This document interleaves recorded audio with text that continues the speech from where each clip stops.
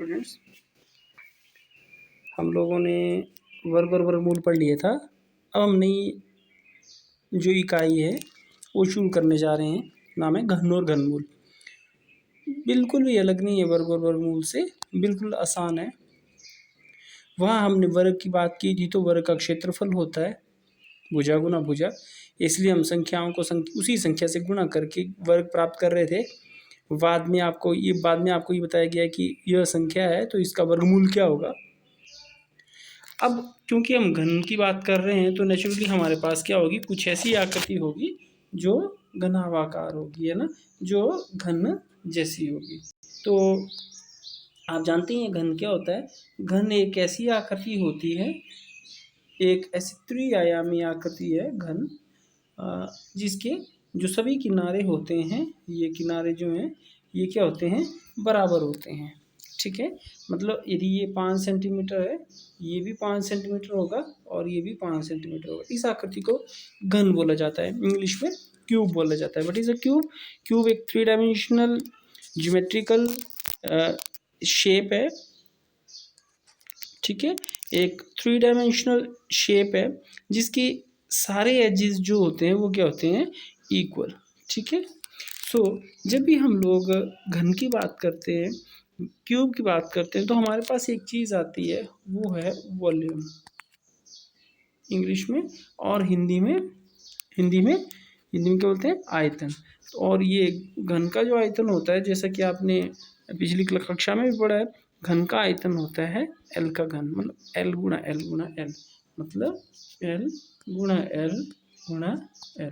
तो जब हम घन की बात करेंगे तो हम घन के आयतन की बात करते हैं, क्योंकि घन एक ऐसी त्रिआयामी वस्तु ही बोल सकते हैं हम लोग, जिसका आयतन होता है, और जो घन का आयतन है वो एल गुणा एल गुणा एल होता है। अर्थात अगर आपको बोला जाए कि 2 सेंटीमीटर भुजा वाले ये 2 सेंटीमीटर किनारे वाले घन का आयतन ज्ञात कीजिए, तो आप कुछ इस तरह से करेंगे, 2 गुणा 2 गुणा 2, है ना। तो कंक्लूजन में मैं ये बोलूँगा कि जब हम किसी संख्या को 3 बार गुणा करते हैं तो हमें उसका घन प्राप्त होता है, और उसको इस तरीके से लिखा जाता है, जैसे चलो 1 से शुरू करते हैं हम लोग। जैसे 1 का घन होगा 1 गुणा 1 गुणा 1, ठीक है, 1 गुणा 1 गुणा 1, 1 गुणा 1 गुणा 1, और ये आया 1। 2 का घन होगा 2 गुणा 2 गुणा 2, और ये हुआ 8।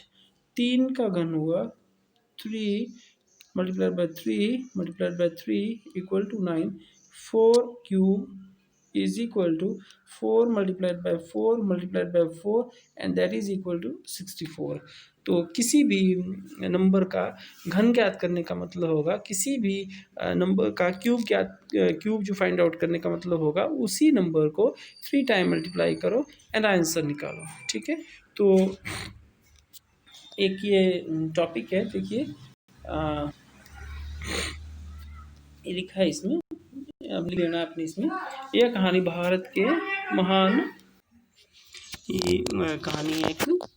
के महान गणितज्ञ प्रतिभावान विभूतियों में से एक के रामानुजन के बारे में। एक बार एक अन्य प्रसिद्ध गणितज्ञ प्रोफेसर G.H. हार्डी उनसे मिलने एक टैक्सी में आए जिसका नंबर था 1729। तो रामानुजन से बात करते समय हार्डी ने इस संख्या को एक बेकार संख्या बताया। रामानुजन ने तुरंत बताया कि 1729 वास्तव में एक रोचक संख्या है। उन्होंने कहा ये छोटी से छोटी संख्या है जो 2 घनों के योग के रूप में व्यक्त की जाती है। तो ऐसी संख्या है जिनको 2 संख्याओं के घनों के योग के रूप में 2 तरीके से व्यक्त किया जा सके, उनको हम बोलते हैं Ramanujan Hardy number, Ramanujan Hardy संख्या। सो ये इस तरह से नंबर, ये हार्डी रामानुजन, तो इसको कहते हैं रामानुजन हार्डी संख्या। ठीक है, अब आगे बढ़ते हैं।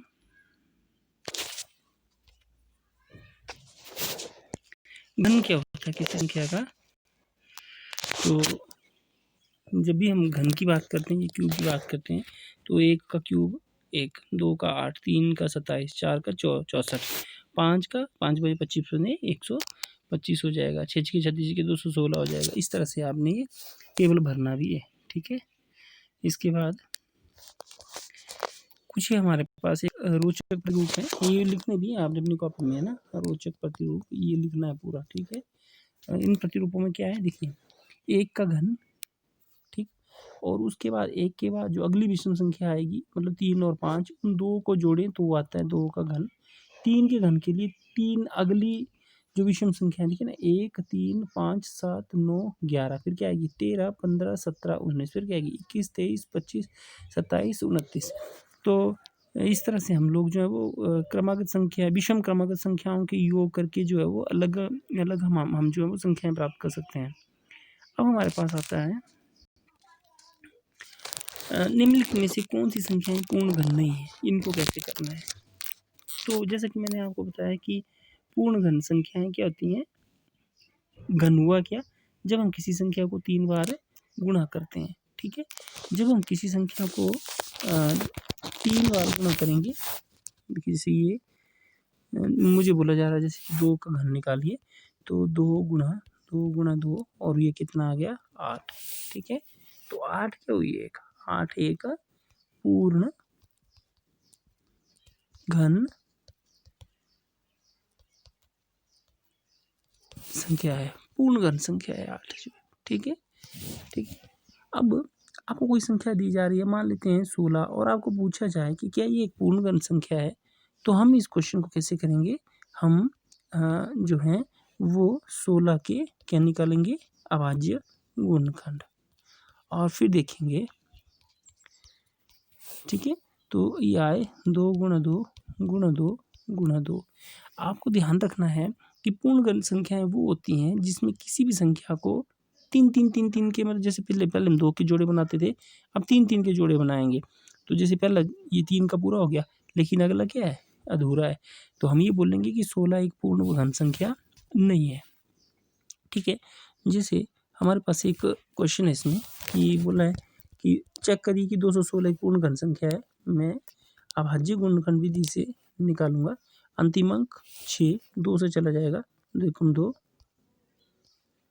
2 2 5 जा 10। ठीक, ठीक है ना। अब अंतिम अंक फिर 2 है, तो अब देखिए अंतिम अंक जो है वो 0 2 4 6 8 नहीं है, तो 2 से नहीं जाएगा, अब 3 से। तो आपके पास 216 जो है वो आ गया 2 गुणा 2 गुणा 2 गुणा 3 गुणा 3 गुणा 3। तो आप पाएंगे कि 2 का भी घन बन गया, 3 का भी घन, मतलब 3 का भी जो 3 का जो ट्रिपलेट है वो बन गया। 3 की ट्रिपलेट यहाँ बन गया, 2 का ट्रिपलेट भी बन गया, 3 का ट्रिपलेट भी बन गया। इसलिए 216 क्या है, 216 एक पूर्ण घन संख्या है। ठीक है। आई होप आपको ये क्वेश्चन समझ आया होगा।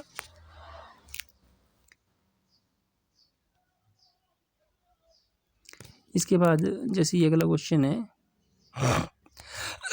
243, तो इसको करते हैं। ये 243 है, 243 इसको देखते हैं।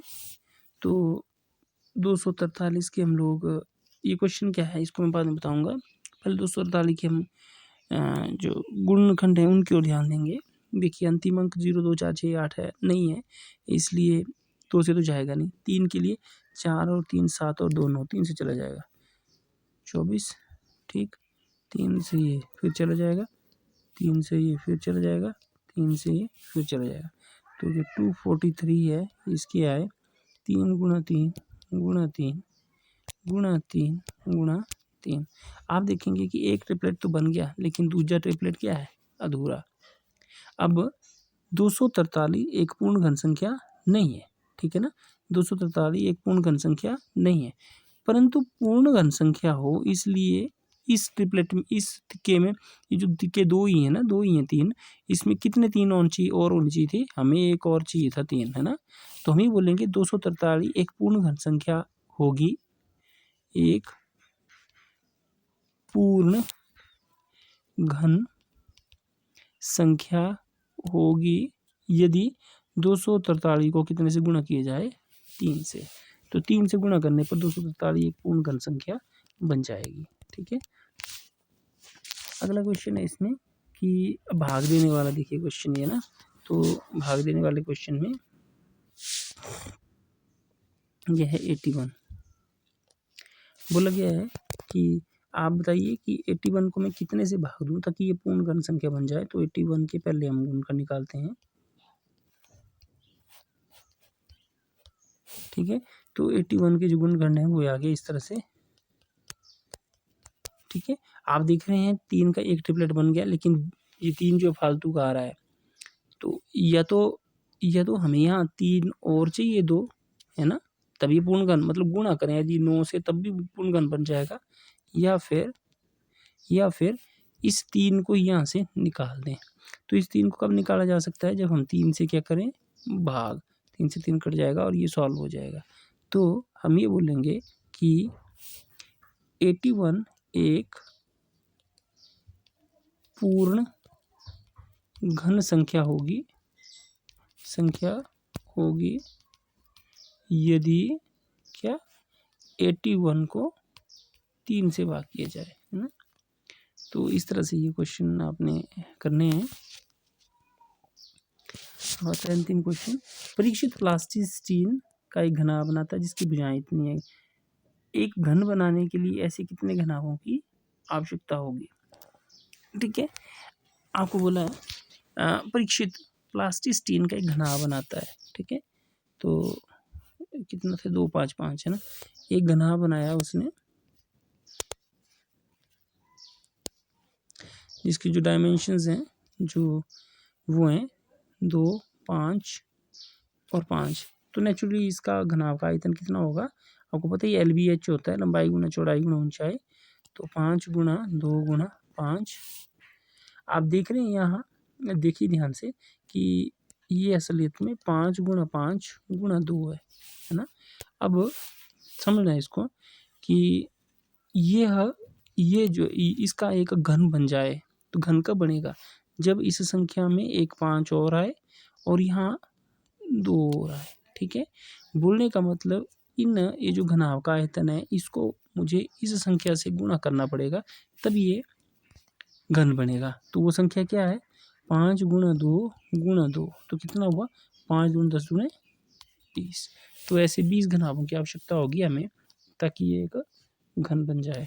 समझते हुए इस क्वेश्चन को आपने समझते हुए करना है बेटा। ठीक है, ठीक ढंग से समझे, फिर आपसे ये क्वेश्चन ज़रूर हो जाएगा। क्योंकि मैंने आज आप लोगों को करवाया है 7.1 एक्सरसाइज में पहला क्वेश्चन, दूसरा, तीसरा, चौथा। 7.1 एक्सरसाइज आपने कंप्लीट कर लेनी। यहाँ ध्यान रखें इसके सारे भाग जो सब करने हैं, सब जितने भी हैं ना, थोड़ा सा लंबा वर्क जरूर है लेकिन करने हैं। ठीक है, ओके।